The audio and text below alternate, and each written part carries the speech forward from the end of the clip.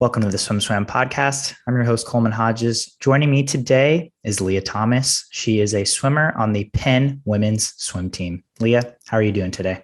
Hi, I'm good. Thank you for having me.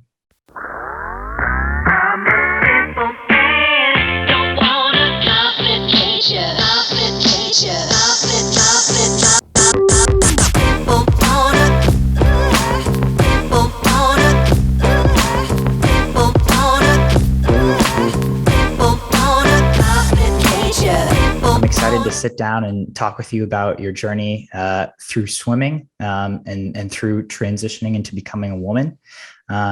First of all, can you take us through that transition period for you?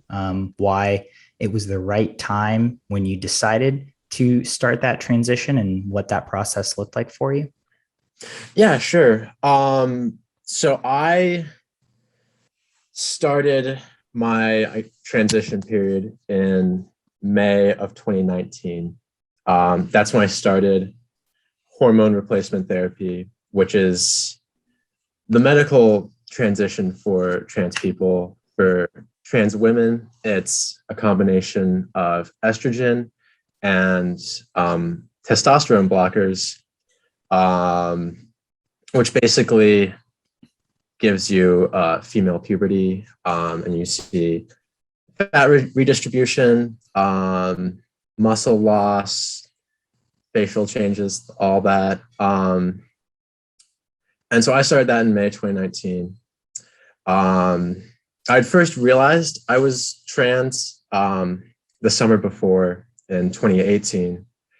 There was a lot of uncertainty. I didn't know what I would be able to do, if I would be able to keep swimming. And so I decided to swim out the 2018-2019 year on the men's team as a man without coming out. And that caused a lot of distress to me. I was struggling, my mental health was not very good. There was a lot of unease about basically just feeling trapped in my body, like it didn't align. And so after a year of that, I decided it was just not working out, and I wasn't able to focus on swimming or school or friendships as much as I wanted to. And so I decided it was time to come out and begin my transition and start everything. And so I came out then to my entire team early in the fall of 2019. And I then loved swimming and wanted to keep swimming. And so that 2019-2020 school year, I was in a very awkward phase where I was on the men's team, but transitioning to a woman, basically. And as a quick side, was this your junior season? Yes, this was my junior year. So 1920 junior season. Mm-hmm. Yeah. Okay. And so I, continued to train, and then competed as much as I felt comfortable, but being in the sort of early stages of transition, it was a very awkward experience of basically being a woman competing in a men's meet. Was uncomfortable. And so I didn't compete that much. And then in the summer of 2020, after I had completed my 1 year of testosterone suppression under HRT following the NCAA guidelines, I submitted all of my medical work that I had been collecting for the past year of hormone tests and medical notes from my doctor, and sent all that into the NCAA. And they approved everything and I was clear to compete on the women's team. But then with COVID happening, the Ivy League and Penn canceled the swimming season. And so in that late summer, there was a lot of uncertainty about what the NCAA would do regarding eligibility. And I decided I didn't want to take any risks with my last year of eligibility, especially given how important it is to me to be able to compete and swim as my authentic self. So I took the past year, the 2020-2021 school year off. I didn't do classes or swim. I just took the year off to save the eligibility. And then that brings us to this year where I'm back enrolled in school and swimming on the women's team and competing after a little bit over 2.5 years of hormone replacement therapy and feeling good and ready to swim. Were you training during that 2020-2021 season at all? Were you in the pool? Very on and off. It was very difficult to find consistent access to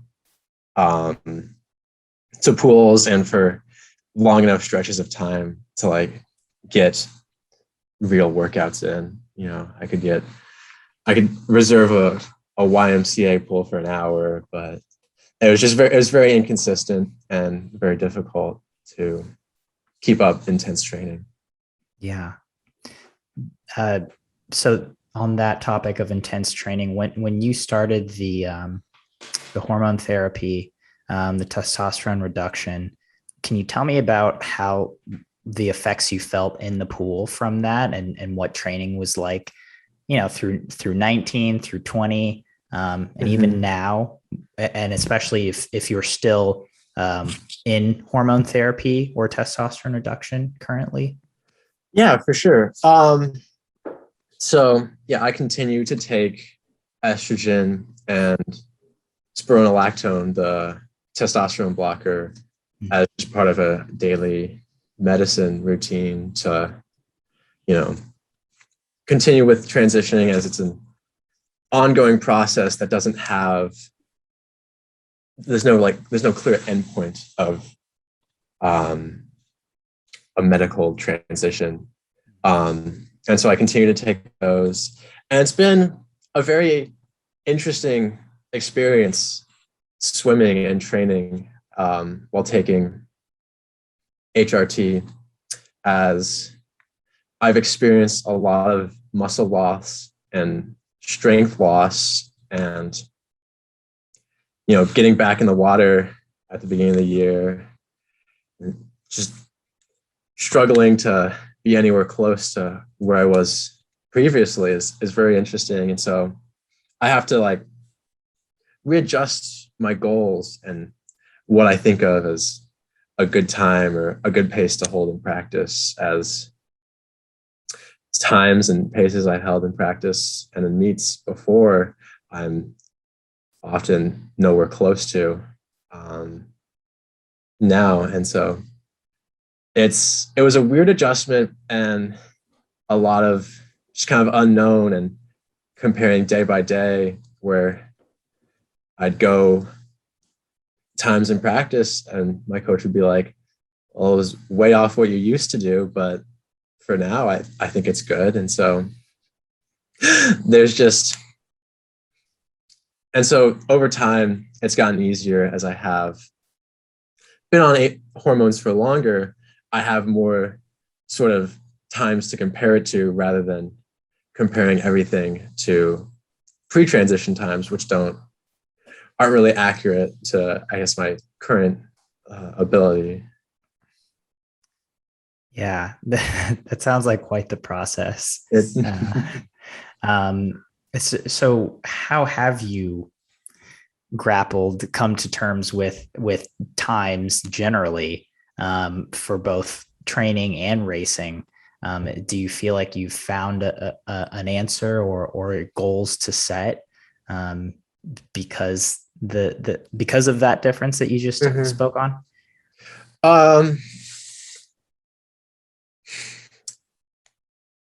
In terms of goals, it's sort of just,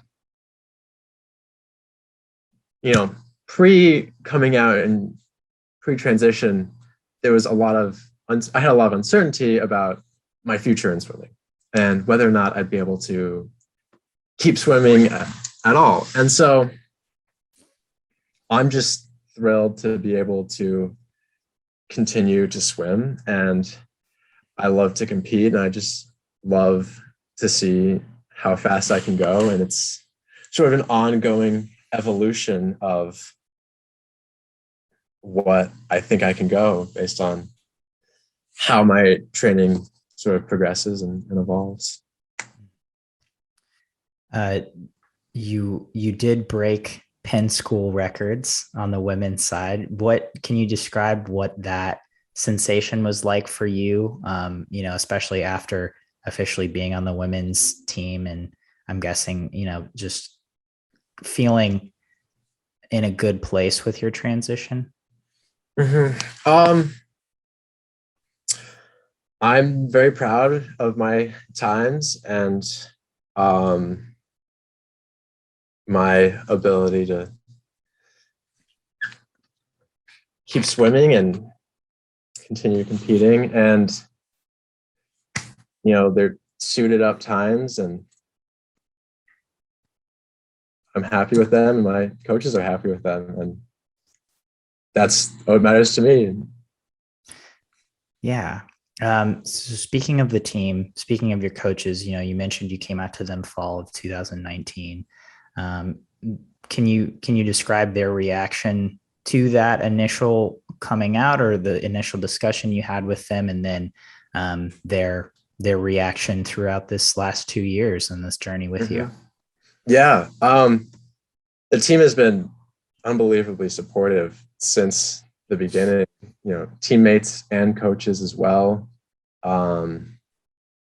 Mike has been one of my biggest supporters and allies in this process since day one. And I'm very grateful to have that support from him and from everybody on the team. I feel very supported, just treated like any other member of the women's team.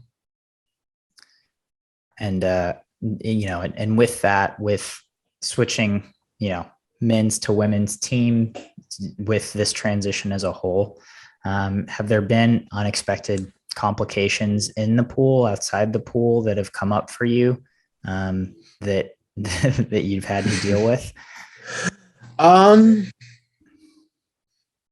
Outside the pool, there haven't been too many complications.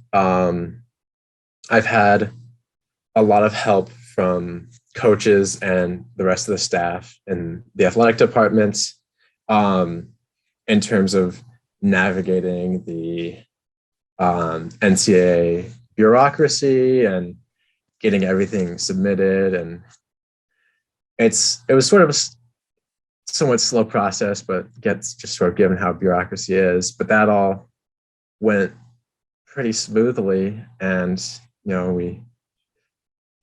my coaches and I talked extensively to be as prepared as possible. So we haven't been caught too off guard by anything yet, which is good. Sort of on the flip side of that, have there been, complications that you expected, that, maybe someone else going through this process could learn a thing or two from? Complications I expected. We expected there would be some measure of pushback by people, quite to the extent it has blown up. We weren't fully expecting, but we were expecting that. We expected my speed and strength and endurance would drop significantly, and have adjusted for that. Yeah, I think those are some of the expected things we've been able to account for. Yeah. Um, just in terms of pushback that you've received, how do you feel like, or what do you feel like the keys are for you to keep moving forward and staying authentic to yourself and this journey and what you're trying to accomplish? I just don't engage with it. It's not healthy for me to read it and engage with it at all, and so I don't. And that's all I'll say on that. Okay. So just a little more on the broad side, in terms of just swimming, where does swimming fit into this process, just in terms of your relationship with swimming before your transition or before you even realized this was something that you wanted to do, and how has it helped you through this process? So I've been swimming in the water since I was 5 years old. And so it's been just a huge part of my life for as long as I can remember. And,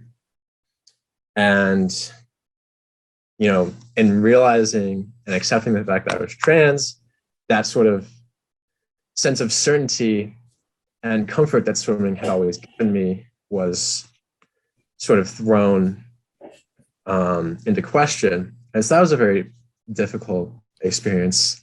But in continuing to swim after transitioning has been an incredibly rewarding experience, as I can continue to do the sport I love as my authentic self. And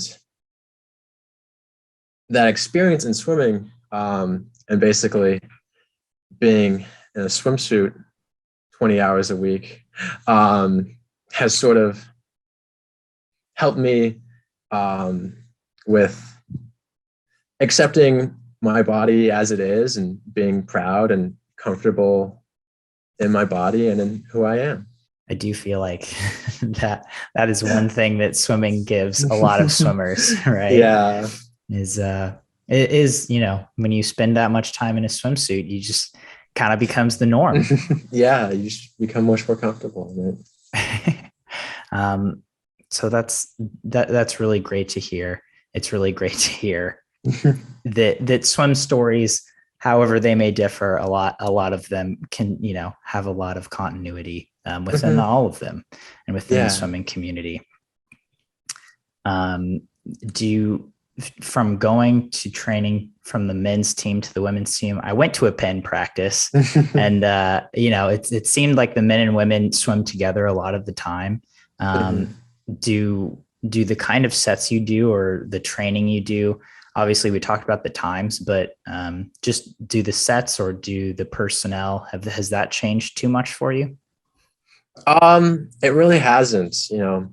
Penn's a combined program, and so we have the same coaching staff for both teams. And so Mike has taken the distance group for many years, and so that's been able to be very consistent, as the distance group, both men and women, train together at the same time most days. And so my training group hasn't really changed too drastically either. So there's been good consistency there, which has helped sort of figure out how times work now. It certainly seems helpful on the training end.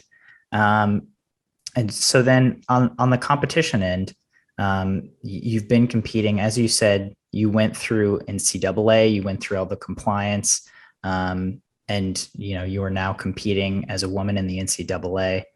Going through this process, do you have an opinion, or has this formed how you feel, or what you think standards should look like for a trans woman competing in female athletics? Yeah, I do have some thoughts.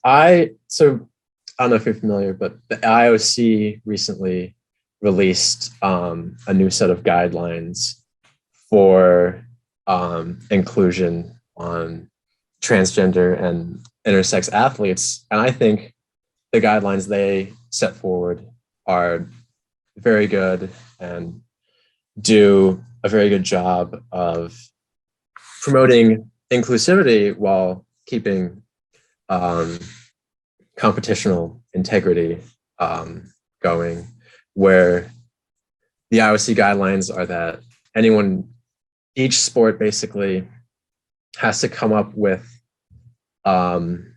eligibility criteria for what constitutes an unfair advantage in that given sport.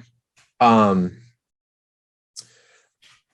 then everybody is able to compete in the category they're most comfortable with, unless there's a proven unfair advantage that they have. And this does a very good job of including trans women and not invading anybody's privacy or making anyone feel uncomfortable. Yeah, I think those guidelines are very good. Do you know if swimming specifically does that fall under the USOPC, USA Swimming, the FINA to make the swimming guidelines for that? I don't know off the top of my head. The guidelines are very recent change, so I don't know what USA Swimming has done yet, but those are the new IOC guidelines, and I think they do a really good job. Mm-hmm. Again, in terms of NCAA, did you feel like everything you were asked to do was reasonable, or did that form an opinion on just throughout that process? Did you feel like you were treated fairly equally? I do. I think that was fair. CNCA has a 1 year of testosterone suppression rule, and I submitted my blood work that I had gotten over the years, and it was submitted and accepted without issue, and all went very well. And so that's that. Yeah, I felt very fair to me, and it was not too invasive or anything like that. Mm-hmm. So let's go to present day.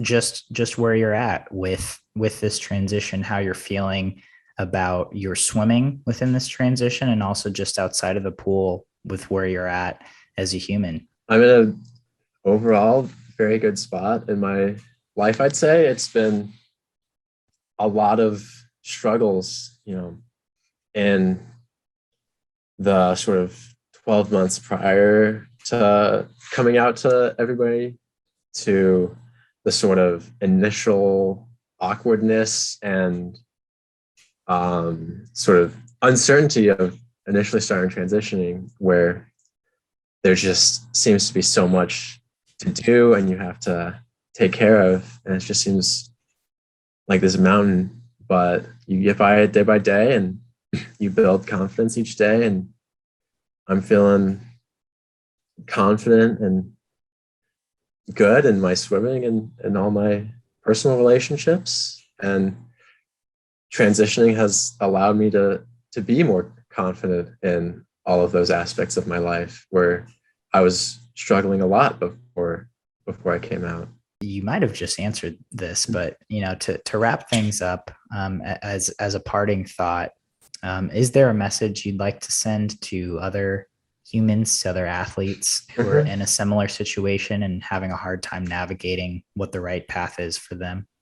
Yeah, my biggest message for other trans athletes is just to know you're not alone, and there are other people going through what you're going. And I was helped greatly by a couple of trans athletes who were a few years older than me, and in being a visible and trans athlete, want to pass that sort of visibility forward to the the younger trans athletes and let them know that they're not alone, and they can continue to do the sport that they love and be authentic to who they are. Okay, quick follow-up. I didn't realize this. You mentioned you were helped by a couple older trans athletes. Can you speak just to in what ways they guided you through that? Yeah. I can say my biggest help was Skylar Baylor from Harvard, and being also in the Ivy League, I was able to sort of talk with him, and him being a few years older than me and having gone through it, sort of had experience to help me in going through my journey and giving me advice and his wisdom. That is a really great message to hear, and to know that there are other trans athletes out there, and that the network is open.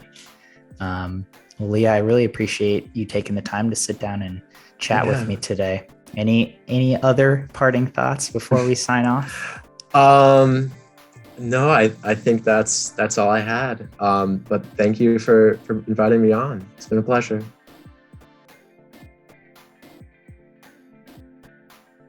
You've been listening to the SwimSwam Podcast. Stay tuned for new episodes every week. You can take SwimSwam Podcast on the go by subscribing on your favorite podcast platform. Look for links in the description below, and be sure to subscribe to our YouTube channel for more videos as well.